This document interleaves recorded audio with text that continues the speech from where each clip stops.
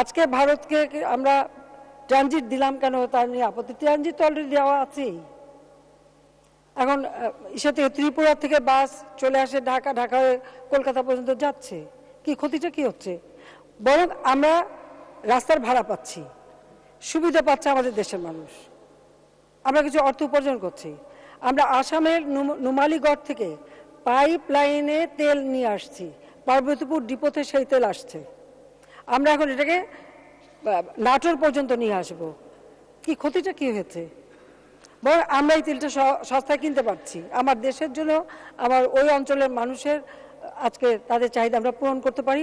উত্তরবঙ্গে কোনো ইন্ডাস্ট্রি হয়নি, এখন ইন্ডাস্ট্রিয়ালাইজেশনের জন্য আমরা যেতে পারি এবং বিদ্যুৎ উৎপাদন করার সেই কেন্দ্র আমরা নির্মাণ করেছি।